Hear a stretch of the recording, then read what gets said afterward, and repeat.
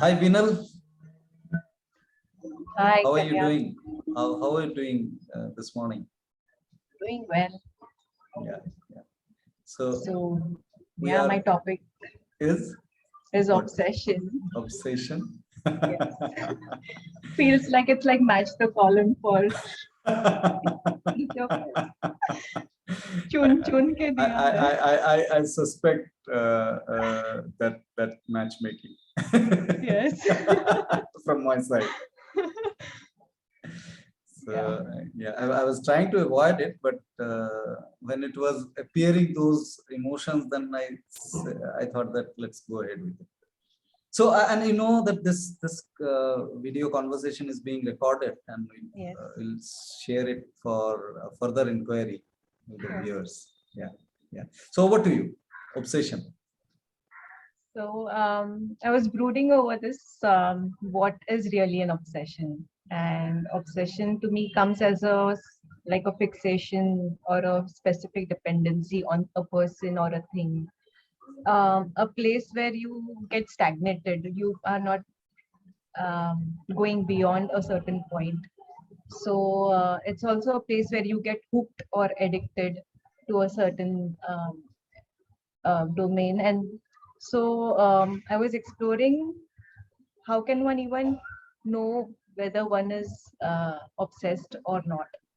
And one of the litmus tests that comes to mind is where you not you refrain from doing what you are obsessed to do and see how you feel internally, whether you are feeling a kind of lack of something, as in for example, if one may be in a routine of say doing yoga every day in and day out, and it just to check whether I'm not obsessed doing my ritual, or whether it's not becoming a ritual of doing an exercise, it could be yoga or any other thing, is when I not do it and then see how I feel.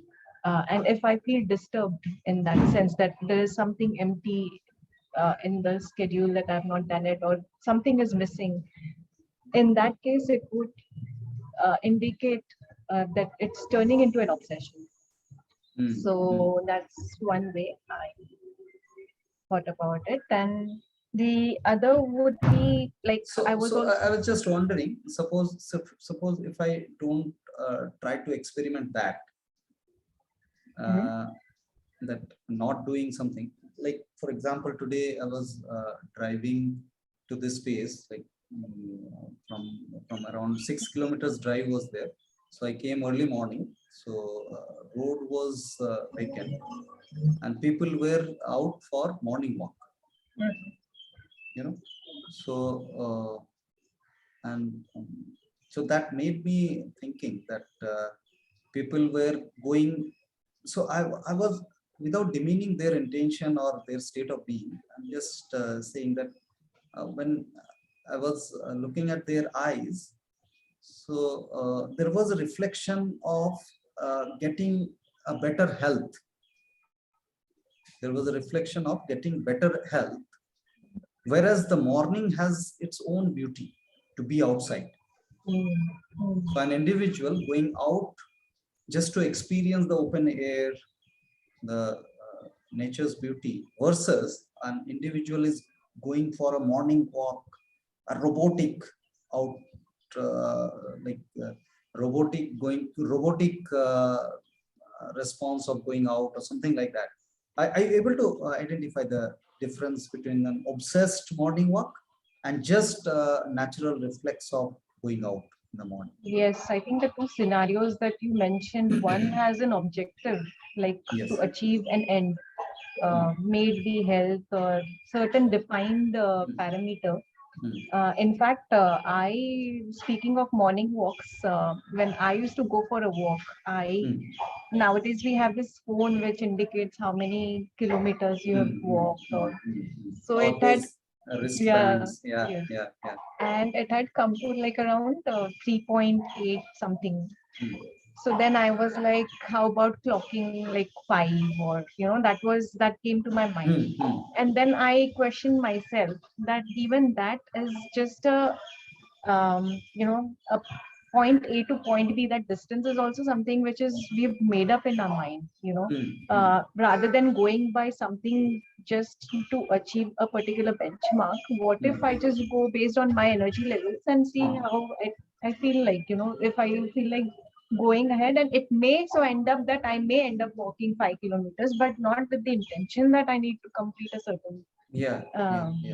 So what I was trying to point out here is that in the case of that individual who is just out to experience the nature, there is an element of curiosity. There is no fixed agenda or fixed objective set, and there is an openness. So if an individual wants to check that whether it is an obsession or not, without stopping also, one may check the curiosity, the sense of curiosity and the openness about it. Like, I'm just curious to again on that element that one has to stop to check it, or while doing also one can check or maybe dissolve the obsession or not. So I'm just curious to know from you. Are you Yes, able to comprehend the difference? Yes. Yes, like one need not stop to reflect and see. While doing the activity also, it's possible to kind of see for oneself whether it's coming naturally or whether there is some agenda behind doing it. And like you mentioned, yes, it's possible to do it while the work is in progress also. Yes, so the element of inquisition, to check that whether I am inquisitive enough.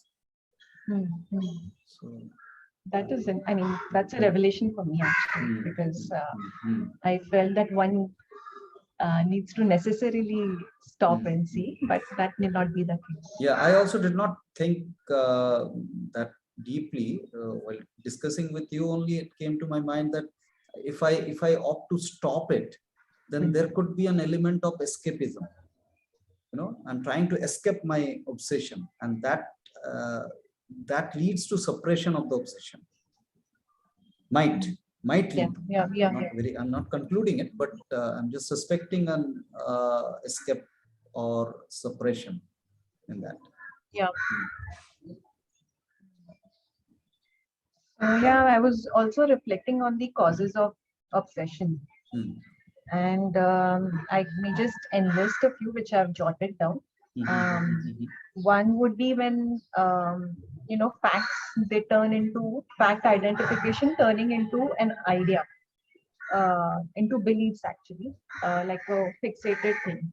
So where that again, that openness or the curiosity dies down, and one sticks to what is being identified and is not ready to even explore ahead if there is something beyond this.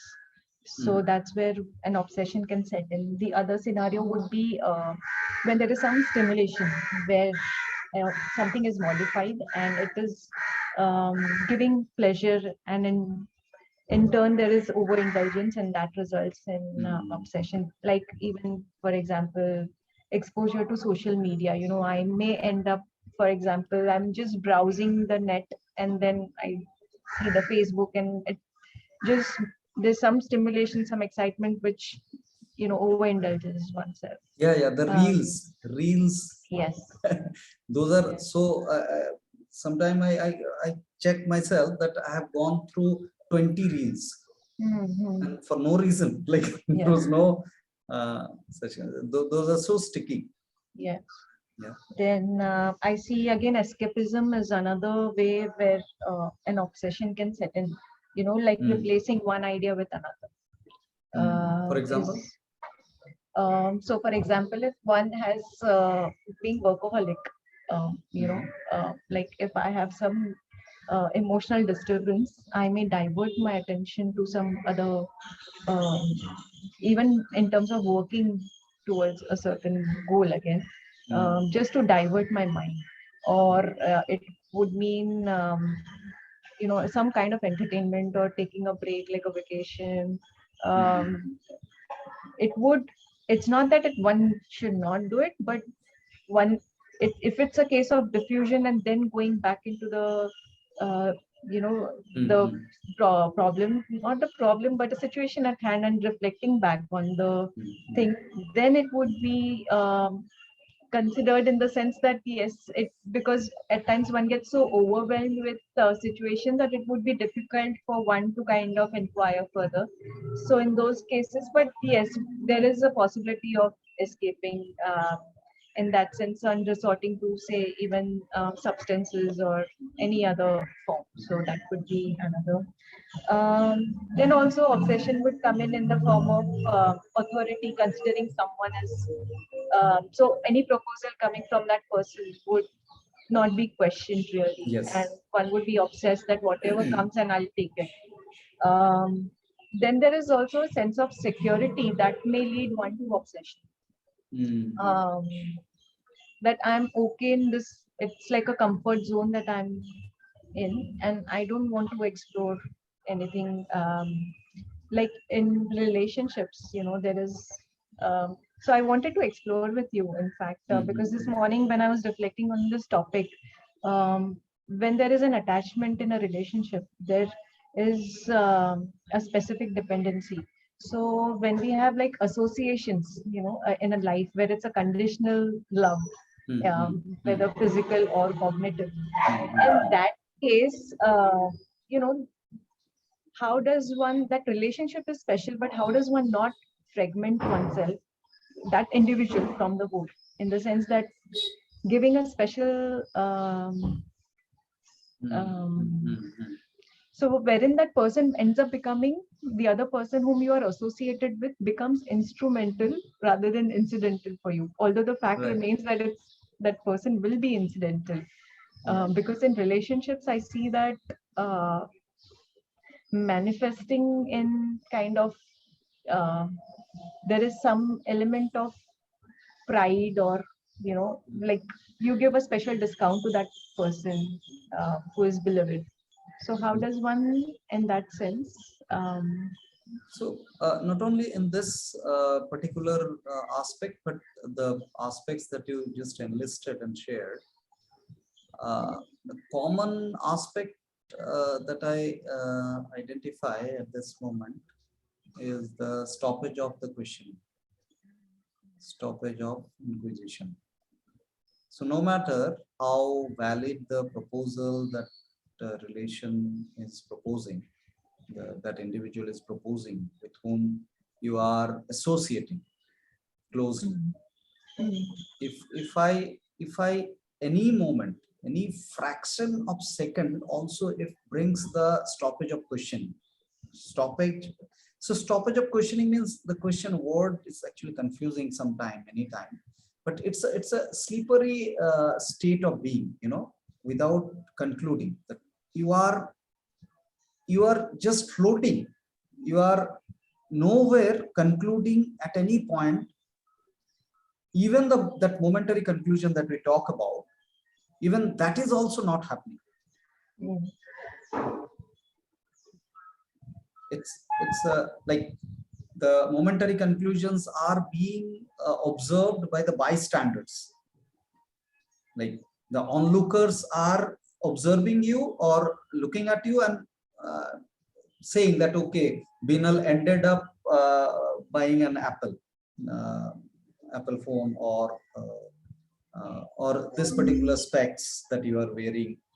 But internally, Binal is not doing that.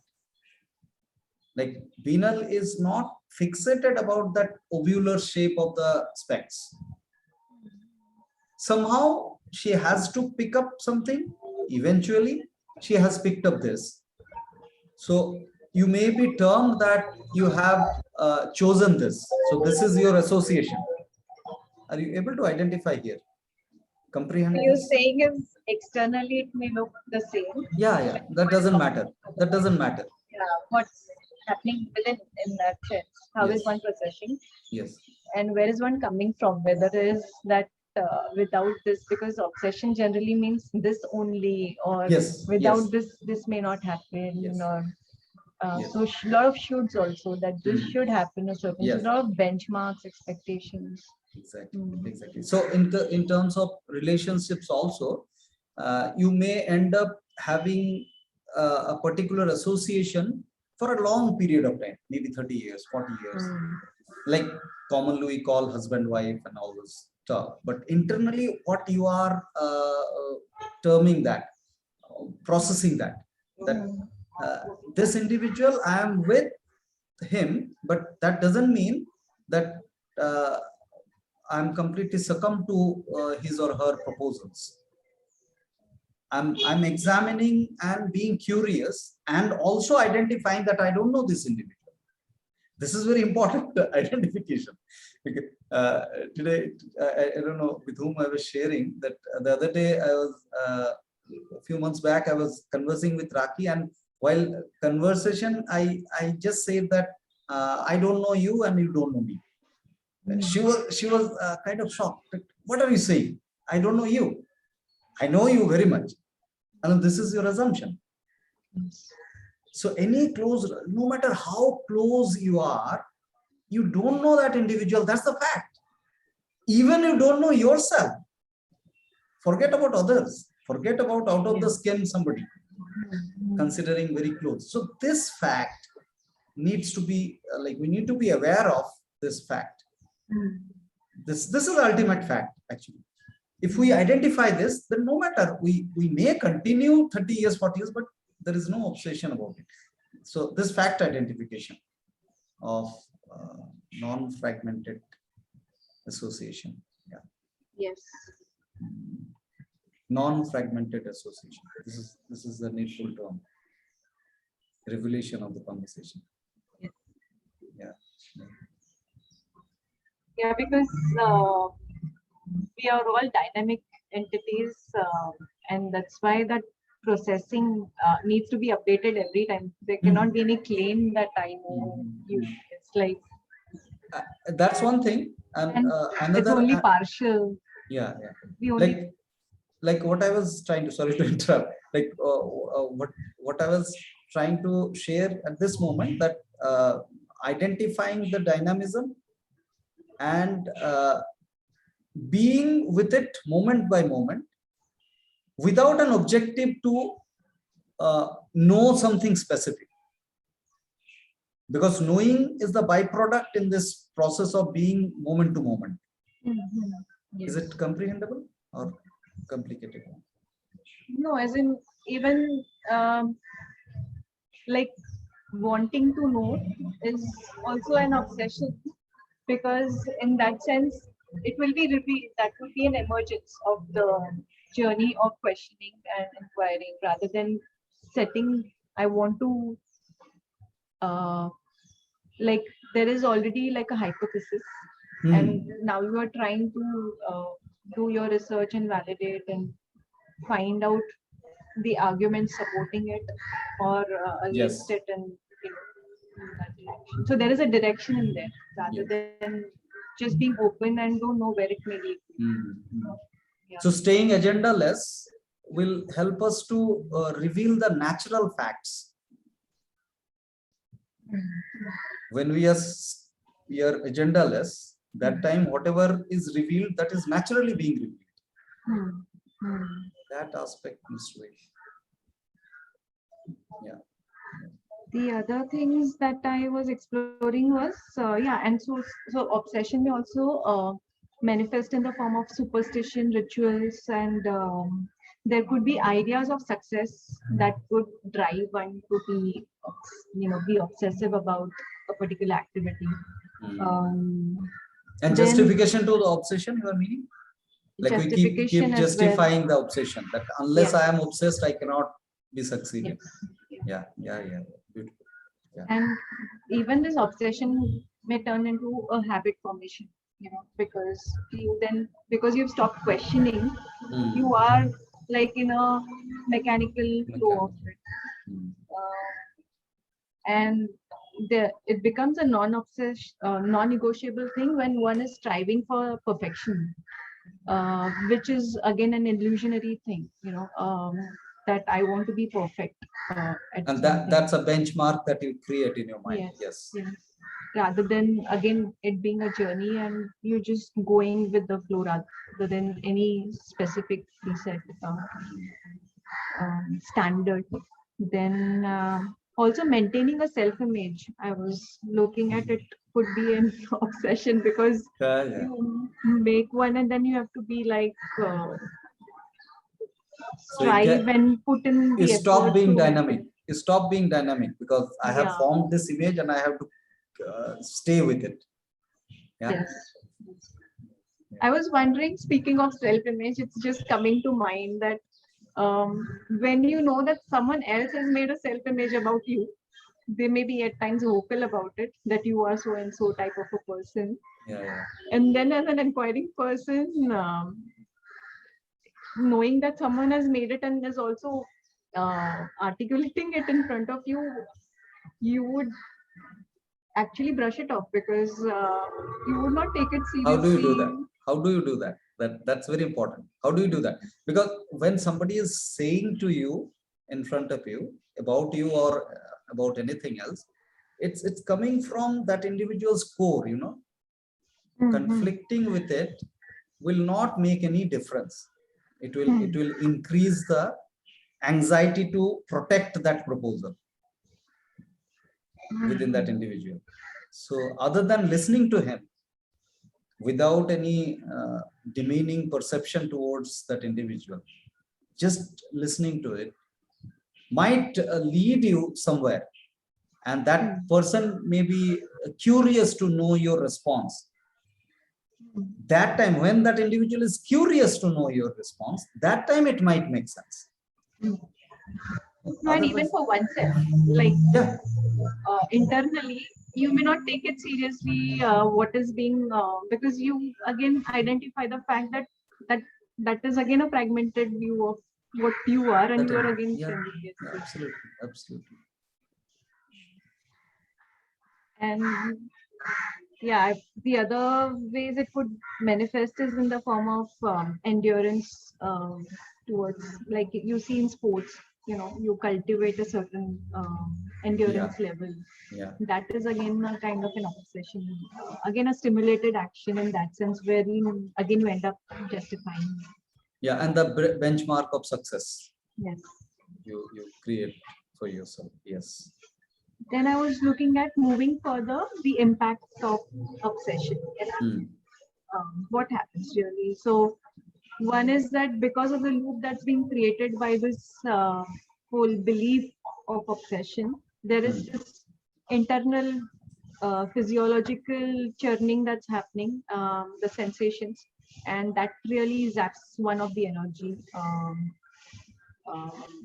the other one is where the freedom is compromised because you are dependent on the other person. There's this specific dependency that comes in, or Yes. person or a thing, which where your energy gets freedom gets compromised. There's overindulgence again, which is another reason for the zapping of energy, because if there's a pleasure element and some kind of excitement which is making one stick to it, then it really engages you more than what you would otherwise in a natural course of life. Then also inability to look at alternatives, because when you are obsessed, you don't end up noticing the other possibilities. So that is also one impact that one. So primary impact that I observed in your listing is the compromise with the freedom of one's. Yes. The freedom is not an external thing, but freedom is actually the freedom from obsession. If an individual is not obsessed at all, then that individual can be considered as a free person. Beautiful. Yeah. Then how can one come out of this obsession is where we can that's very dive. Yeah. So I was thinking that when one is like in the grip of things, when one is really overwhelmed with emotions. So one was that is to like take a break, step back, look at the whole thing from a third person perspective. Because when one is into it, it's kind of may not lead one to inquiry in that mode. So one would be just diffusing for the time being and revisiting it. The other is that even when you are in it, just look at it from a third person perspective. The whole, So just looking at it. just looking at it with curiosity again. And again, when I say curiosity, it would mean without any hatred or any Appreciation. attraction towards Yeah, it. praising or something. Yeah. And then questioning the source of this particular sensation, which idea is driving this particular sensation. So, Mm. and in while doing this, even identifying what actually is the fact of the matter, and then disintegrating the belief from the belief from the facts would end up revealing that where is one going astray. And yeah, so basically inquiring would encompass all these uh, ways of addressing one's obsession. So inquiry leads to the dissolution of obsession, perhaps, right? That's what you're That's proposing? again a trap wherein when you know that an inquiry has led to a dissolution of, say, for example, obsession, then it becomes like a tool that now if there is any irrational emotion that's cropping up, then I may use inquiry to dissolve it. Whereas dissolution happens as a byproduct. Mm. So So that there is is, no objective of inquiry to dissolve it, but it happens as a it happens. byproduct. Yeah. So that's where I thought I would bring in that point. And also when the other traps are that when one looks at it as a destination, that, I'm out of this obsession. Mm. And that And becomes an obsession. that That becomes like, becomes an, yeah, so there is a yeah. possibility that one may still be attracted to and be obsessed about something, and may again it may reopen, it may flare up. But how are you again observing when it's there? So rather than saying that I had kind of rationalized it once and for all, and now I'm out of it. So again, one would be in denial actually in that case, or one may look at it from a point of demeaning oneself, that how did I end up being in this again. So that's one. So again, that concluding that this is done with is something which is a illusionary thing. So I also wanted to cite actually an example that just before going to bed, I was jotting down these points of obsession. And in the daytime yesterday, we had gone for some tile selection for the house, the terrace. So when we came back, that was playing in my mind, and like in midnight, I just kind of woke up and I was again obsessing about the price that got negotiated, that it could have been lesser. Maybe that person had an ulterior motive. That's why he, kind of prompted us to select one tile over the other.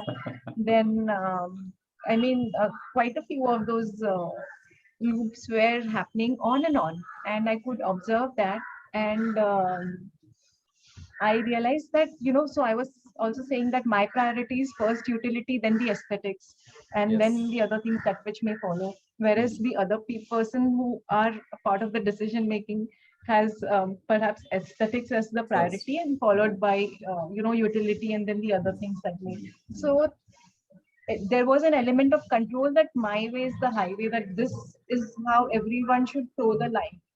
And I realized that when each one of us is unique, everyone would have their own set of priorities as to what works for them best. So that acceptance that, how am I to, and then that whole thing becomes right or wrong, who is more rational, and that very thing makes it irrational. Howsoever rational my choice may be, and I may say that, the cause effect, the layers of decision making are just so, when it comes to utility, it's so direct. Whereas look at others, they're going through layers, and this itself, this judgment itself is kind of making me irrational in the process, is how I was looking at it. And I realized that, and then stopped eventually. So it was like a live example that was happening just before. So actually that reminds me of asking a question that can I be convinced with the phrase that it doesn't matter? Doesn't matter about. Anything. Anything. Can I be convinced with the phrase that it doesn't matter? In what Whatsoever. context? Whatsoever. Nothing matters actually. Can I be convinced with that? I eventually end up doing something, but whatever I am doing, if I don't do, then also it doesn't matter. If I do that, then also it doesn't matter. Yeah, Can I be that is like real convinced? freedom. Yes. Can I be convinced at the core, like the utility, the aesthetics? Those also do have a foundation as idea. That you particular utility that you are thinking, that it could be a physical utility and all those things. That also might be having a lot of ideas, layer by layer. Aesthetics do have, we know that. But utility is something physical aspect, and we may end up bringing that this is physical, because we are materialistic people, and physical means something very much. But that under that physical layer, there could be a lot of ideas. So are you saying, for example, now in this case, utility, all of it would be ideas, or I mean, when you say it doesn't matter, all of it, all of it. Can you, for example, I think that will stretch this conversation a lot. We'll take it offline. How to go deeply on that particular aspect. Yeah. Beautiful analysis and research, I must say, and that brings out a lot of things which were not revealed. Yeah, in fact, prior to any so-called interview or a one-to-one, especially knowing that this session is recorded, I would get jittery, and even for this, I could see that I question myself that why am I even treating this particular thing, the session which we are recording, as a special event? You know, it's just a normal course of life. Absolutely. And you know, and then I again came into the flow. So rather than fragmenting this particular thing as a special thing, so it just kind of helped. Yes. Like it doesn't matter, nothing is special. Yeah. Quote unquote.